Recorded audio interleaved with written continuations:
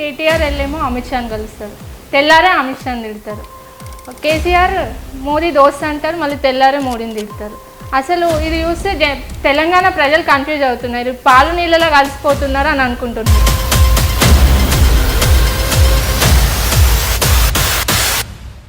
ఈరోజు వార్తల్లో చూసుకుంటే కూడా తెలంగాణలో బండి స్పీడ్ పనిచేయట్లేదా, బండికి బ్రేక్ లేసి కిషన్ రెడ్డిని అధ్యక్షుడిగా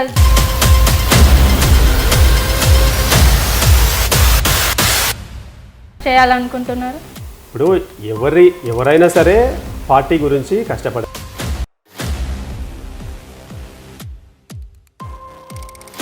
పటాన్ చెరువుని తీసుకుంటే మినీ ఇండియా అంటారు, కానీ ఇక్కడ బీజేపీకి అంత పట్టు లేదని టాక్ కూడా ఉంది కదా.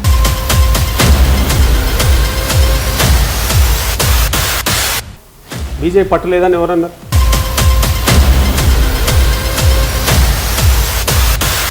గతంలో సంగారెడ్డి నుంచి గెలిచారు, ప్రస్తుతం లేదని నడుస్తుంది కదా, దీనికి మీరు గతంలో ఉన్న పరిస్థితులు వేరు, ఇప్పుడు కంప్లీట్ గా మారిపోయింది.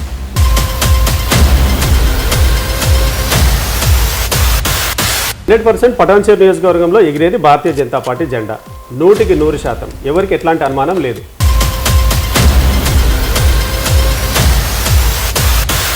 ఎందుకంటారు ఇక్కడ డెవలప్మెంట్ జరగలేదంటారా బీఆర్ఎస్ తో? అంటే అవినీతిలో కూరుకుపోయింది కదా.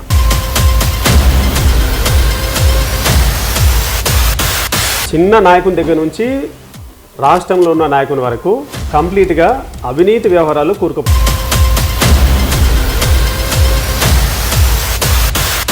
కుల మతాలకు వ్యతిరేకం అని అంటున్నారు, మరి జై శ్రీరామ్ అని ముందుకెళ్తున్నారు కదా, దీన్ని ఏమన్నారు? దళితులకి దళిత బంధు కూడా ఇస్తుంది కదా, ఇంకేం చేయాలంటారు? దళిత బంధు హుజురాబాద్ ఎలక్షన్ గురించి వచ్చింది. దళిత బంధు ఏ ఉప ఎన్నిక జరుగుతుందో అక్కడ ఒక బంధు వస్తుంది, అది హుజురాబాద్ ఎన్నిక తీసుకొచ్చింది. ఇది కూడా చాలా మందికి, అంటే ప్రతి ఒక్క దళితునికి ఇవ్వాలని చెప్పేసి మేము కోరుతా ఉన్నాం.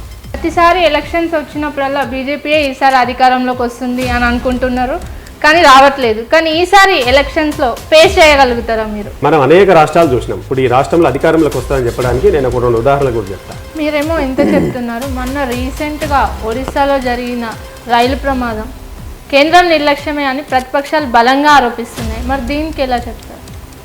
ఎవరైనా సరే అట్లాంటి సంఘటనలు జరిగినప్పుడు